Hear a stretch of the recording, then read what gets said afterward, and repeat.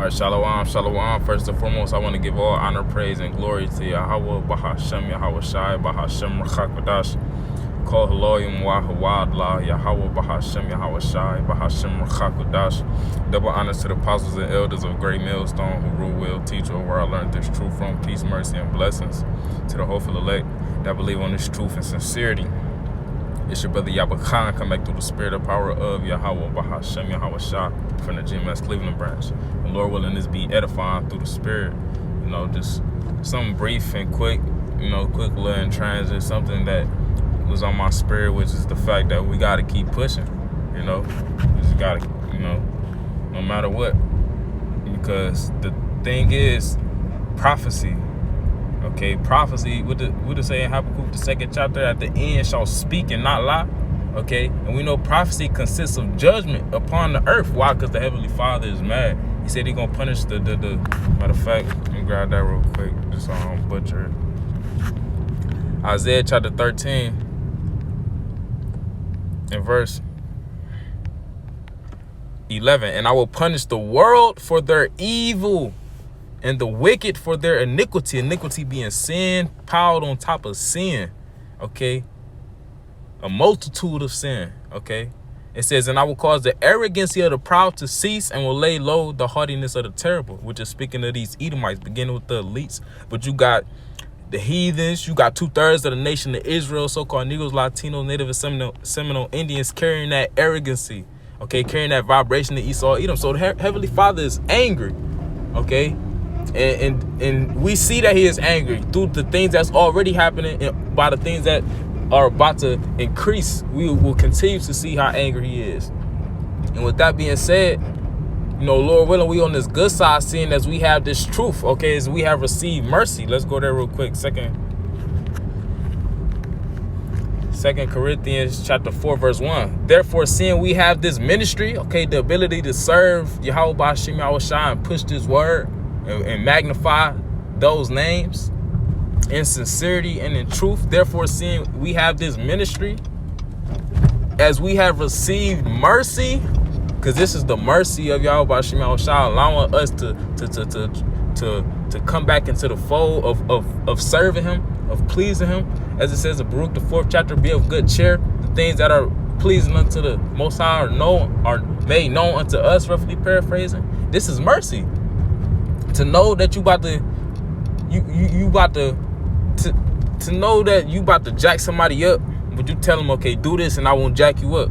That's mercy. And that's what the Heavenly Father has done with the elect, Lord will we put our number. But it says, therefore, seeing we have this ministry, as we have received mercy, guess what?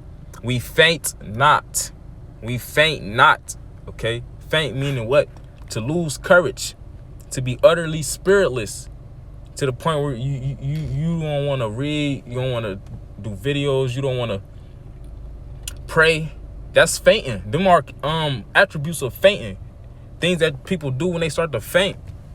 Okay, but seeing that we have this ministry, as we have received mercy, we faint not. We got brothers keep doing videos, brothers keep on praying, brothers keep reading, keep studying. Okay, and Lord willing, we continue to do those things. Okay, let's go to Hebrews. This is something quick. Man, Hebrews chapter 6.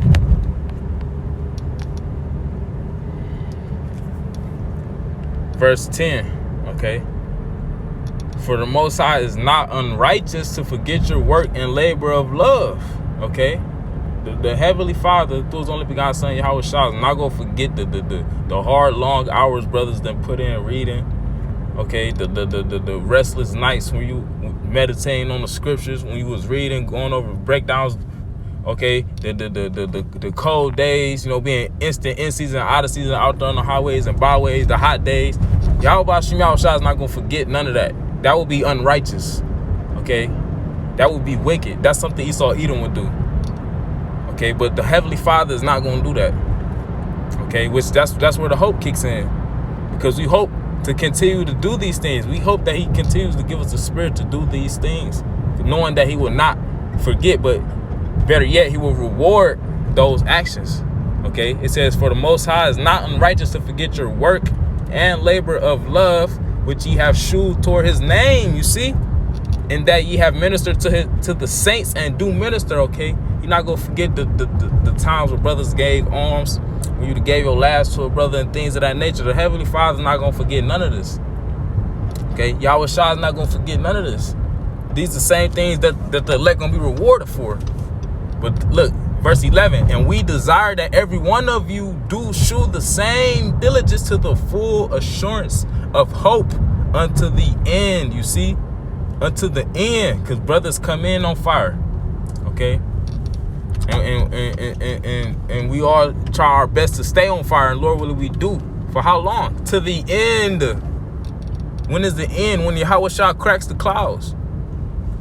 Okay? Verse 12, that ye be not slothful. Let's go into that word, matter of fact. We're going to that word, slothful. Nathras. Strong's G 3576. Nothras. Okay, slow, sluggish, indolent. Hold on. Salakia. Indolent. Let's see what that says. It says lazy, wanting to avoid activity or exertion, wanting to avoid the spirit, wanting to avoid the scriptures. Okay, trying to ignore wisdom. What I just did a lesson speaking on that. Okay, when the scriptures say, "Forget it not." Okay, forgot the Hebrew word in Proverbs the 4th chapter around the 5th verse when it says, "Forget it not." Okay, one of the words in the definition is ignore. You can't ignore the spirit. You can't ignore being in the spirit. Okay, that's a form of being slothful. Okay, it says dull, languid. Let's look up that. Okay, it says relaxed. Ain't nowhere in hell we should be relaxed, knowing that we can't do enough to please Yahweh Hashem Yahweh Shah. It's a fearful thing, okay, to fall into the hands of the living power. Okay, and we are in the hands of the living power. We are in the hands of Yahweh Hashem Yahweh Shah. Okay, which is why we shouldn't be relaxed. Scripture say, work out your own salvation with fear and trembling. Okay, with fear and trembling. Okay, and when you go into that word trembling, it goes back to basically when you do all you can, but you still know it's not enough. But yet you still try to do all you can. Okay? That's the spirit to be in. Okay? Because we are not saved. We are not chosen. We have only been caused yet to be manifested whether or not we will be chosen. Lord willing, we are. Okay? It says of a person, manner, or gesture displaying or having a disinclination for physical exertion or effect, slow and relaxed. I get to it when I get to it. Study session tomorrow. I ain't watched the videos yet. I'll watch it on the way there. That's being slow and relaxed. What if the Lord took the spirit from you the day before the study session because you ain't want to? Things like this is things we're supposed to consider, because things like this are possible, which is why we shouldn't be relaxed. You know? So let's read that verse again. Hebrews chapter 6, verse 12. That ye be not slothful. Okay, the same diligence. Diligence going back to a constant effort. Okay? We can't, I know I can attest to coming into the truth, giving a constant effort. Okay, being diligent. And that constant effort must continue with us till the end. But it says that ye be not slothful, but followers of them who through faith, because this thing is, the faith is the engine to this ministry. Okay? And the car will not run without the engine. Okay? It will not profit. It will have no benefit without the engine. Okay? It will no benefit come to those who call themselves believers without faith.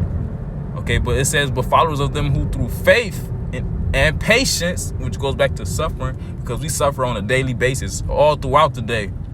You get plagued by demons in your mind. So a demon might happen on somebody around you to vex you. We suffering from on all angles. It says, who through faith and patience inherit the promises. Okay, followers of who? Our forefathers. And the Lord has even blessed us with examples before us, starting with the apostles. Okay, and GMS on down, and even their elders. You know, this is who we are to follow after. As Apostle Paul said, be followers of me as I am a follower of Hamashiach. Okay, so the Lord has set up men for us to follow. That's what a shepherd does. He leads the sheep.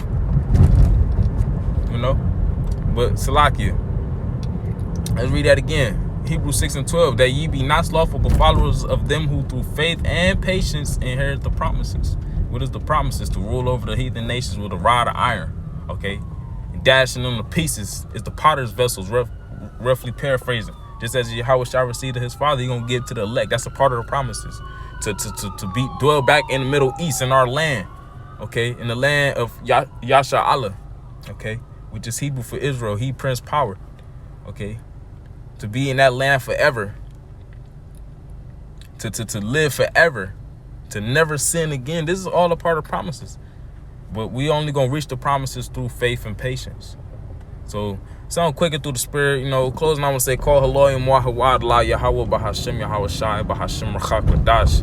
Double honors to the apostles and elders of Great Millstone who rule well, teach well, where I learned this truth from. Peace, mercy, and blessings to the hopeful elect that believe in this truth and sincerity. Till next time, I say, Kwam Yasha Allah wa Mawaf Lababoa Shalom.